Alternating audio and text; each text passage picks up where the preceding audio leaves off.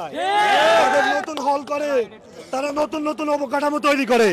গত 7 বছরে 7 কলেজের 7 টাকারও কোনো কাজ হয় নাই।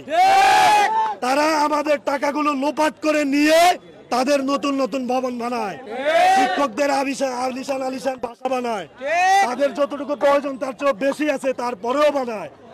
তাদের থেকে লোপাট করে 7 কলেজ নামক যে বাণিজ্যিক খাত, সেই খাত থেকে টাকা নিয়ে 60 টাকার কাজও এই 7 বছর করে নাই। এই লোপাট, এই বাণিজ্য, এই প্রহসন, এই সিন্ডিকেটের বিরুদ্ধে আজকে আমরা এখানে দাঁড়িয়েছি। এই সিন্ডিকেটের বিরুদ্ধে কোনো আপোষ হবে না। 24 বেরিয়ে গেছে, কিন্তু 24 একটা শিক্ষা দিয়েছে। কোনো বৈষম্য নাই, কোনো আপোষ নাই, কোনো স্বৈরাচারের ঠাঁই নাই। এই জন্য আমরা এখানে দাঁড়িয়েছি স্বৈরাচারের বিরুদ্ধে কথা বলতে। স্বৈরাচারের ঠাঁই বাংলাতে হবে না। যমুনা ইলেকট্রনিক্স এর সুপার এক্সচেঞ্জ অফারে 1-এর ভিতর 3 পুরনো বদলে নতুন নিন যমুনা ইলেকট্রনিক্স। এই যানজটের জন্য সম্পূর্ণ ঢাকা বিশ্ববিদ্যালয়ের প্রশাসন, কলেজের যারা দায়িত্বশীল, যে সিন্ডিকেট যারা লোপাট করে, যারা টাকা নিয়ে আমাদের টাকা নিয়ে নতুন নতুন হল বানায়, সেই প্রশাসন দায়ী। এই ভোগান্তি আমরা চাই নাই। আমরা গত 1-2 মাস রাস্তায় ছিলাম, কেউ দেখেছেন? দেখেন নাই। আমরা গঠনমূলক উপায়ে তাদের কাছে গিয়েছিলাম, আমরা তাদের কাছে স্মারকলিপি দিয়েছিলাম। 24-25 শিক্ষাবর্ষের শিক্ষার্থীদেরকে ক্লাসের যে ধারণ ক্ষমতা এবং শিক্ষকদের যে অনুপাত, আদর্শ শিক্ষার অনুপাতে যতটুকু ধারণ ক্ষমতা অতটুকু আপনারা ভর্তি পরীক্ষা নিন, আমাদের কোনো সমস্যা নাই। কিন্তু গত 5 তারিখ স্মারকলিপি দেওয়ার পরেও আজ 20 দিন বেরিয়ে গেছে, তারা এই বিষয়ে কোনো কথাও বলে নাই, কোনো মিটিংও করে নাই। উল্টা আমরা যখন আজকে তাদেরকে এই বিষয়টার অগ্রগতি সম্পর্কে জানতে গিয়েছিলাম, তখন তারা আমাদেরকে কোনো কথা না বলে দূর দূর করে বের করে দিয়েছে। 7 কলেজের 30-40 জন শিক্ষার্থী ছিল, কোনো প্রকার আলোচনা ছাড়া, কোনো প্রকার কথা ছাড়া বের করে দিয়েছে। এই স্বৈরাচারী আচরণের বিরুদ্ধে আমরা দাঁড়িয়েছি, তার জন্য সম্পূর্ণ এই স্বৈরাচারী সিন্ডিকেট দায়ী। ঠিক আছে, ধন্যবাদ। আমরা কয়েকজন মেয়ে শিক্ষার্থীর সঙ্গে কথা বলবো। কি দাবিতে এখানে অবস্থান নিয়েছেন? জি, কি দাবি আপনাদের?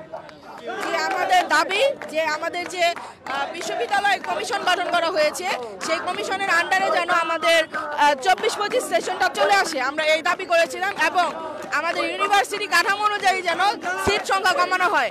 আমাদের 7 কলেজে অনেক অধিক একটা সাবজেক্টে অনেক বেশি স্টুডেন্ট ভর্তি করা হয়, 300-350, কিন্তু এর ধারণ ক্ষমতা শুধুমাত্র 50 জন।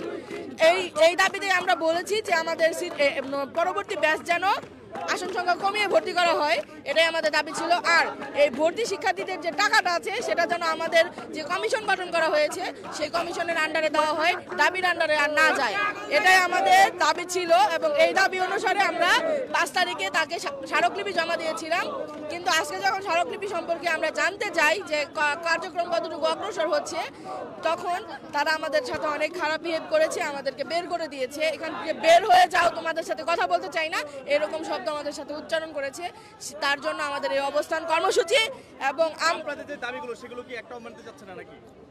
না, উনি আমাদের দাবি মানতে চাচ্ছে না এরকম বলেনি, উনি আমাদের কথাই শুনতে চাচ্ছিল না, উনি আমাদেরকে বের করে দিয়েছে। এবং আমাদের যে ইউনিভার্সিটির একটি কমিটি গঠন করা হয়েছে, এই কমিটি উনি একজন সদস্য, উনি অস্বীকার করেছেন যে উনি সদস্য না, উনি কমিটি সম্পর্কে জানে না, উনি আমাদেরকে এরকম বলেছে। তো সেই খাতিরে আমরা আজকে এখানে এসেছি। উনি এসে আমাদের কাছে ক্ষমা চাবে ওনার এরকম আচরণের জন্য। যে পর্যন্ত উনি ক্ষমা না চাবে, আমরা রাজপথ ছাড়বো না। ধন্যবাদ। এবং যে শুধুমাত্র 5টি দাবি, যে 5টি দাবিতে আছে 24-25 সেশনের যে ভর্তি পরীক্ষা কার্যক্রম, এটা কমিটির মাধ্যমে বহাল থাকবে, কমিটি এটা পর্যবেক্ষণ করবে। এবং আমাদের যে ফান্ড আছে, ওই ফান্ড যাতে আলাদা নিজেদের এখন 7 কলেজের একটা অ্যাকাউন্ট হয়, সেই অ্যাকাউন্টে আসে। এবং আমাদের যে ভর্তির সিট সংখ্যা, এগুলো তো আসলে অনেক টাইম লাগার ব্যাপার না। তারপরে আমরা সেই 5 তারিখে স্মারকলিপি দিয়েছি, আজকে 26 তারিখ হয়ে গেছে, তারা আমাদেরকে কোনো ধরনের ফিডব্যাক জানায়নি। তো আজকে আমরা গিয়েছি জানার জন্য যে স্যার কি করলেন, আমাদের তো এখন ডেট দিয়ে দিয়েছেন, আমাদের জানাচ্ছেন না সিট সংখ্যা কত কমাচ্ছেন কি কমাচ্ছেন না। হিতে তো সেই লাভ কত তো একই হয়ে যাচ্ছে, সেই আগের মতো সিট সংখ্যায়। তাহলে আমরা কেনই বিশ্ববিদ্যালয়ে যাচ্ছি, কেনই আমাদের শিক্ষার মান বাড়াতে যাচ্ছি, কোনোভাবেই তো কিছুই হচ্ছে না। এটা জানতে গিয়েছি, তাতেই ওনারা আমাদের সাথে কুকুরের মতো ব্যবহার করেছে, বের করে দিয়েছে আমাদেরকে। 50 জনের সিটে যখন আসলে অধিক লোকজন নেওয়া হচ্ছে, সেক্ষেত্রে আসলে কি কি সমস্যা হচ্ছে? সমস্যা তো সেই প্রথম থেকে বলতেছে, আজকে 6-7টা মাস হয়ে গেছে। একটা ক্লাসে যদি ধারণ ক্ষমতা 50 জন থাকে, সেইখানে 300 জন যদি সিট সংখ্যা দিয়ে থাকে, বসবে কোথায় ভাই? বা শিক্ষকের বা ধারণ ক্ষমতা কোথায় 300 জন শিক্ষার্থীকে শিক্ষা দেওয়ার মতো? এই ধরনের সমস্যা তো আমরা ভুয়াচ্ছি, এবং এতে করে কি হচ্ছে যে বসতে পারছে না ক্লাসে, শিক্ষার্থীরা ক্লাসও করছে না। শুধু বসতেই পারছে না নাকি পড়াশোনার সমস্যা? পড়াশোনা তো সমস্যা হচ্ছে, শিক্ষকও কিন্তু আমাদেরকে সঠিক শিক্ষাদান দিতে পারছে না, তারাও কিন্তু আমাদের ঠিকমতো পড়াতে পারছে না। এই যে বিভিন্ন ধরনের সমস্যার সম্মুখীন হচ্ছে, এতে করে কিন্তু আমাদের পরীক্ষার রেজাল্টও কিন্তু খারাপ হয়ে যাচ্ছে, এবং পরীক্ষার রেজাল্টও খারাপ করছে, এতে করে সিজিপিও খারাপ আসতেছে, বিভিন্ন ধরনের সমস্যার সম্মুখীন হচ্ছি আমরা। দর্শক, এই মুহূর্তে আছি রাজধানীর সায়েন্স ল্যাবে রয়েছে। আপনারা দেখতে পাচ্ছেন 7 কলেজের শিক্ষার্থীরা কিন্তু এই সড়কে অবস্থান নিয়েছেন। অবস্থান নেওয়ার ফলে আমরা যেমনটি দেখতে পাচ্ছি, এই সড়কে অর্থাৎ যে কটা সড়ক রয়েছে, প্রত্যেকটি সড়কে কিন্তু আমরা দেখতে পাচ্ছি তীব্র থেকে তীব্র যানজটের সৃষ্টি হয়েছে, এবং তারা বলছিলেন আমাদের দাবি আদায় না হওয়া পর্যন্ত এই স্থান বা এই সড়ক আমরা ত্যাগ করবো না, এমনটি কিন্তু মেয়ে শিক্ষার্থী এবং ছেলে শিক্ষার্থীরা আমাদেরকে জানাচ্ছিলেন।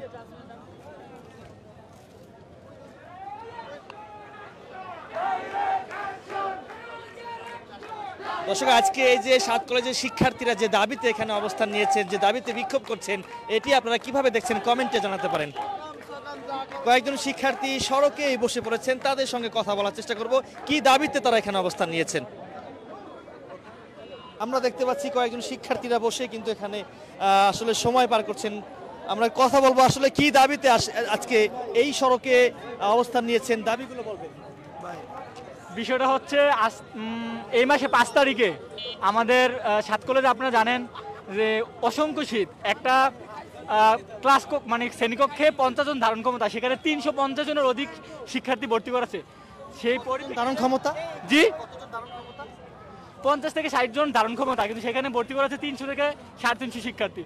তো এইগুলোর কারণে সিট সংখ্যা, আপনারা জানেন যে সামনে হচ্ছে ভর্তি পরীক্ষা আসতেছে 7 কলেজের, সেক্ষেত্রে সিট সংখ্যা কমানো, তারপর হচ্ছে ফি কমানো, সেই আরেকটা বিষয় হচ্ছে নেগেটিভ মার্ক যুক্ত করা, এরকম 5টা দাবি নিয়ে 5 তারিখে হচ্ছে প্রভোস্টের কাছে একটা স্মারকলিপি জমা দিছে।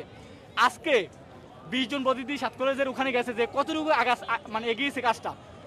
যাওয়ার পর ওনারা বলতেছে, মানে উনি বলতেছে যে ওই স্মারকলিপিতে কি আছে, মানে 20 দিনের মধ্যে উনি এটা খুলেই দেখে নাই যে ওইটার মধ্যে কি আছে। ইভেন যারা ওখানে গেছে তাদেরকে হচ্ছে বিভিন্ন রাফ ভাষা ইউজ করে বের করেছে, এবং এগুলোর ফুটেজও আমাদের কাছে সংযুক্ত আছে আর কি। এগুলোর কারণে আমরা হচ্ছে এখানে আসি, আমরা চাই এগুলো বন্ধ হোক। অশুভ আচরণের প্রতিবাদে বা এই বিচারের দাবিতে বা আপনাদের কাছে ক্ষমা চাইবে এরকম বলছেন নাকি? জি, বিষয়টা এমনই যে আমরা তো শিক্ষার্থী এবং আমাদের দাবিগুলো আজকের যে আন্দোলনটা, সেই আন্দোলনটা তো মূলত হচ্ছে আপনার যে অশুভ আচরণ, সেই আচরণের প্রতিবাদ, প্লাস আমাদের হচ্ছে যে 5 দফা দাবি, যে প্রায় 20 দিন হয়ে গেছে, প্রায় 20 দিনের ভিতর উনি খুলেই দেখে নাই ওই স্মারকলিপিতে কি আছে, সেটার জন্য একটা বিষয়। আর হচ্ছে আমাদের এই 5 দফা দাবি মানতে হবে, প্লাস ওনার ক্ষমা চাইতে হবে, এটাই হচ্ছে আমাদের দাবি। দর্শক, শুনছিলেন আসলে একটু জানি ভাই 5 দফা দাবি কি? সাকিব বলো দাবিগুলো। দাবিগুলো হচ্ছে প্রতিনিধির কাছে কথা বলতে হবে। দর্শক, 20 দিন আগে আসলে স্মারকলিপি দিয়েছিলেন, তো 20 দিন পার হয়ে যাওয়ার পরও কিন্তু সেই স্মারকলিপি আসলে খুলে দেখেননি।